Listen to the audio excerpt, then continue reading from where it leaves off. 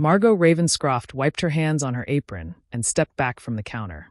The kitchen smelled like roasted turkey, warm bread, cinnamon, and butter. For 3 whole days, she had been up before dawn, chopping, stirring, kneading, and basting. Her back ached, her hands were red from hot pans, but her heart felt full. Thanksgiving had always been her favorite holiday. When her husband was alive, the house would be filled with laughter, children running through the halls, and the smell of pies cooling on every surface. After he passed, the holiday became her way of keeping the family together. It was the one day of the year when everyone sat down, no phones, no work, just food and conversation. This year, Margot told herself it would be special. Her son, Everin Lockhart, had been working so hard, and she wanted to give him a piece of the home he grew up with. She even made his favorite, honey-glazed carrots, slow-cooked the way he loved as a child. She filled the back of her car with trays, carefully wrapped so nothing would spill. As she drove to Everin's house, Margot smiled softly. Maybe this year would be different. Maybe Brielle Nightingale, Everin's wife, would finally smile and say thank you. Maybe she would stop making those little comments about how Margot's recipes were too heavy or too old-fashioned. Margot wanted to believe there was still a chance to make peace. When she arrived, the house was already full of people. The Graybridge cohort, a mix of relatives and close friends. Laughter echoed from the dining room, glasses clinked, music played softly in the background. Margot's heart warmed as she carried the first dish inside, balancing it carefully so it wouldn't spill. But then she stopped. On the long dining table, she saw trays of food already set up. Expensive catering, glossy, perfect-looking dishes, the kind that came from a high-end restaurant. Brielle was standing near the table, her hair perfectly done, her dress flawless. She spotted Margot and smiled, but it was a tight smile, the kind that never reached the eyes. "Oh, good," Brielle said loudly, so the entire room heard her. "Now we don't have to eat this junk." The word junk echoed in Margot's ears. For a moment, she thought maybe she misheard. But no, Brielle had already turned back to the table, laughing softly with one of the guests, as though nothing cruel had just been said. Margot stood frozen, holding the heavy tray in her hands. Her chest tightened. She had spent days preparing this food. Days. Not for herself, but for them. For her son. For this family. The room fell quiet. The Graybridge cohort exchanged awkward glances, unsure what to do. Someone coughed softly. Someone else looked down at their plate. Margot's face burned, but she forced herself to move. She walked slowly to the counter, set down the dish, and straightened up. Her heart pounded in her chest.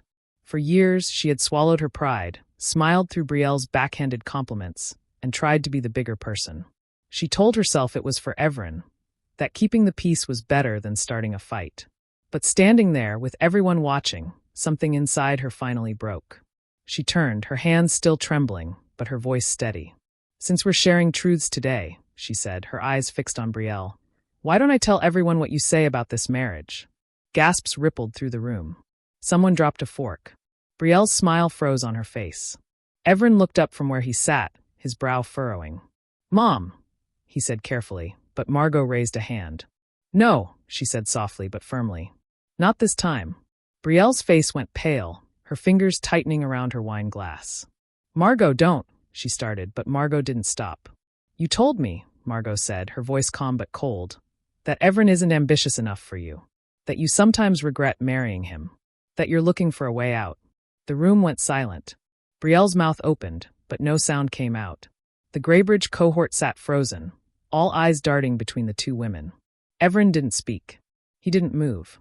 He just sat there, staring at Brielle, his jaw tight, as though every word had been a blow.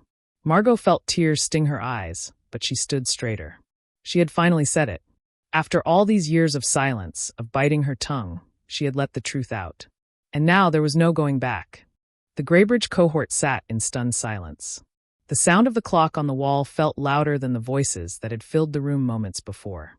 Every eye shifted between Margot Ravenscroft, who stood tall and shaking, and Brielle Nightingale, whose perfect smile had crumbled. For a long moment, nobody spoke. The only movement came from Everin Lockhart, who stared at the table in front of him, his fingers tightening around the edge of his chair.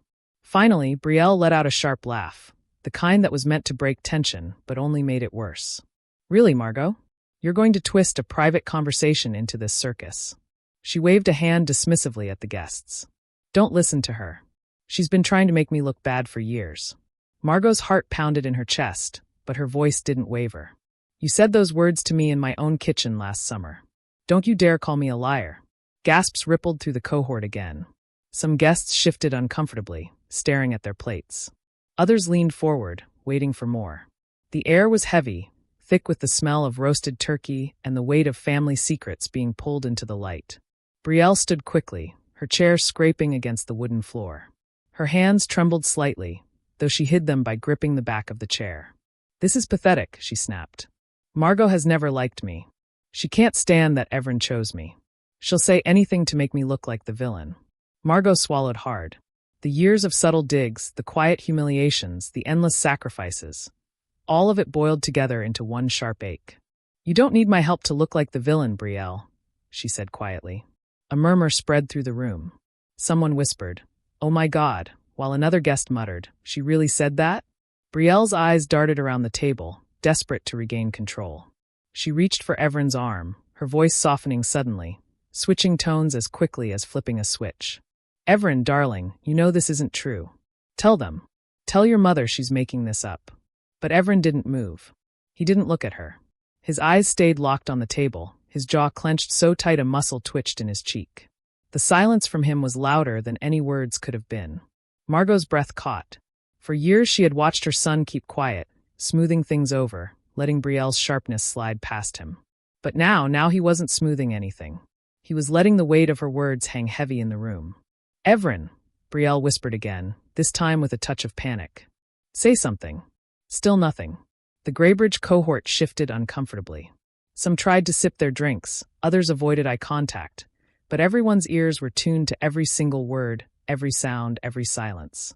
Betrayal's mask began to crack. Fine, she snapped, her voice rising. Yes, I might have complained once or twice. Who doesn't vent about their marriage? That doesn't mean I regret it. That doesn't mean anything. Margot shook her head. You didn't just vent. You said you were already imagining your life without him. You said he wasn't enough for you. Don't you dare pretend those were casual words. Evren finally lifted his head. His eyes met his mother's for a brief moment, filled with both sorrow and something darker, something breaking free. Betrayal noticed and rushed to fill the silence. Margot, you are cruel. Do you know what you're doing right now? You're humiliating me in front of the entire family. You're destroying this holiday. Her voice cracked as she looked desperately around the table. Is this what you wanted? To make me look small? To turn everyone against me? Margot didn't answer. She didn't have to. The truth already filled the room like smoke after a fire.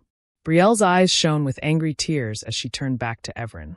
Are you really going to sit there and let her do this to me? She demanded. Say something.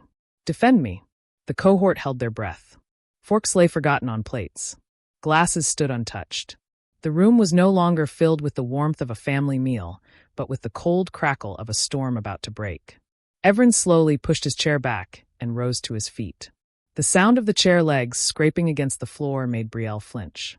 He didn't look at her. Not yet. He looked at the table, at the food his mother had made, the food that had been insulted, ridiculed, tossed aside with one cruel word. He looked at his mother, standing with her chin high, finally refusing to be silent. Then he turned to Betrayal. His eyes were steady, his voice calm. Do you know what I hear in all of this? He asked, his words measured. I hear the truth. Betrayal's mouth opened, but no sound came out. And I'm done pretending not to, he said. The room seemed to exhale at once. The Greybridge cohort gasped. Some covered their mouths, others leaned closer, eyes wide. Margot's heart raced. She could barely breathe. Evren's voice hardened. We're done tonight. The words hit the room like thunder. Betrayal staggered back a step, her face going pale. No, you don't mean that. Not in front of everyone. But he did. Everyone could see it in his eyes. Margot's hand trembled as she reached for the counter to steady herself. She had wanted her son to see the truth. She had wanted him to stop living under Betrayal's shadow. She never imagined he would say it like this, in front of everyone, cutting their life together in 2 with 3 short words. The cohort erupted into whispers. Some shook their heads, others nodded grimly. Betrayal's perfect world, built on control and image, was shattering right there at the Thanksgiving table. Margot closed her eyes for a moment, the weight of it all pressing on her chest. This wasn't how she wanted the holiday to go. But it was real. It was raw. It was the truth. And now, nothing would ever be the same. The 3 words still echoed in the air. We're done tonight. The Greybridge cohort sat in stunned silence, every face pale, every eye wide. It was as if time had stopped. Forks lay abandoned on plates. Glasses stood untouched, the wine inside no longer sparkling under the chandelier. Brielle Nightingale's mouth opened, but no sound came out at first. She looked at her husband as though he had struck her. Then her voice came, sharp and desperate. Everin, you can't be serious. Not here. Not in front of them. But Everin Lockhart did not flinch. He stood tall, his eyes steady, his jaw set. His silence was heavier than her words. Margot Ravenscroft watched, her hands trembling at her sides. She had wanted the truth to come out, but not like this. She had not expected her son to cut the marriage open with such finality. She could feel her heart pounding, fear and relief mixing in her chest. Brielle turned quickly to the Greybridge cohort, her voice shaking. This is ridiculous. Can't you all see what's happening? Margot has hated me since the day I married him. She wants to destroy me, and now she's poisoning Everin against me. None of this is true. But the cohort did not move. Some looked away, some exchanged quiet glances. Others stared only at Everin, waiting to see what he would say next. Brielle's eyes filled with angry tears. She rushed toward her husband, grabbing his arm. Please don't do this. Don't throw everything away because of her lies. Everin slowly pulled his arm free. His voice was calm, but the words carried finality. They're not lies. You said those things, Brielle. To her. And if you could say them once, you could think them every day. Brielle shook her head violently, her hair falling loose from the perfect bun she had styled earlier. No. I was upset that day. I didn't mean it. Everyone complains sometimes, don't they? She spun toward the guests, desperate for support. Don't you? Don't you say things you don't mean when you're angry? The cohort remained silent. Not one person came to her defense. The quiet was louder than any rejection could have been. Margot closed her eyes for a moment. She felt the sting of sympathy. Brielle was cruel, yes, but she was also breaking apart before everyone's eyes. Still, Margot knew that Everin needed this moment. He needed to break free. Everin's voice grew stronger. For years, I stayed silent. I watched you humiliate my mother, dismiss her efforts, laugh at her traditions. I told myself it was just your way, that keeping peace was better than fighting. But tonight, he looked at the food his mother had placed on the counter. Tonight you crossed a line. Brielle's tears spilled down her cheeks, streaking her perfect makeup. Everin, please. I love you. You can't mean this. Everin's eyes were hard now, no longer soft with hesitation. Love doesn't look like this. Love doesn't humiliate. Love doesn't regret. The words cut through the room like a blade. The cohort gasped softly. Some whispered to each other. Others simply watched, captivated by the unfolding storm. Brielle dropped into her chair, her body shaking. She looked smaller than ever, her confidence shattered. You'll regret this, she whispered. You'll regret throwing me away because of her. Everin leaned forward slightly, his voice low but firm. No, Brielle. The regret would be pretending any longer. Margot felt tears slide down her cheeks. She wanted to comfort her son, to take his pain away, but she also knew this was a battle he had to finish on his own. The Greybridge cohort shifted, the weight of what had happened settling in. A cousin muttered under his breath. Finally, though he quickly looked down when Brielle glared at him. An aunt dabbed her eyes with a napkin. The tension was unbearable. Brielle slammed her hand against the table. This isn't over, she cried. She stood abruptly, knocking her chair backward with a crash. She glared at Margot, her voice dripping with venom. You think you've won? You've ruined everything. Then she turned to Everin, her voice breaking. And you'll be sorry for this. Before anyone could respond, Brielle stormed out of the dining room, her heels striking the floor with sharp, angry clicks. The door slammed so hard the glasses rattled on the table. Silence. Everin didn't move. He stood there for a long moment, staring at the space where Brielle had been. Then, slowly, he sat back down. His hands rested on the table, but they shook slightly. Margot moved closer, placing a gentle hand on his shoulder. He looked up at her, and for the first time that night his eyes softened. Thank you, he whispered. The cohort finally began to stir. Someone stood to help pick up Brielle's fallen chair. Another quietly gathered plates. But no one spoke of what had just happened. The silence was too deep, too raw. Margot's heart was heavy, but there was also relief. For years she had dreamed of a moment when her son would see the truth for himself. Tonight, that dream had come true, but at a cost she never imagined. As she looked around at the family, she realized this Thanksgiving would never be forgotten. It would not be remembered for the food or the decorations, but for the night when silence ended, when truth tore through the walls of politeness, and when Evren finally broke free. And though the feast sat waiting, untouched, everyone knew the meal would never taste the same again. The slam of the front door echoed through the house like thunder. The sound carried long after Brielle Nightingale had stormed out, leaving behind silence, so heavy it pressed on everyone's chest. The Greybridge cohort sat frozen. Some whispered quietly, others stared at their plates, but most just looked toward Evren Lockhart, waiting to see what he would do next. The holiday table, once prepared for joy, now felt like a battlefield. Margot Ravenscroft stood beside her son, her hand still resting lightly on his shoulder. She could feel him trembling. He wasn't trembling out of fear. He was trembling because years of silence had finally shattered, and the weight of truth was settling in. "Evren," she whispered softly. "I didn't mean to," her voice faltered. "I didn't mean for it to go this far." He lifted his eyes to hers, tired but steady. "Mom," he said, his voice calm but firm. "It needed to happen. It's been a long time coming." Tears stung Margot's eyes. She nodded, though her heart still ached. For years she had swallowed her pain, endured the subtle humiliations, all to protect her son. Tonight, he had finally seen it with his own eyes. But seeing him hurt, even if it meant freedom, was harder than she imagined.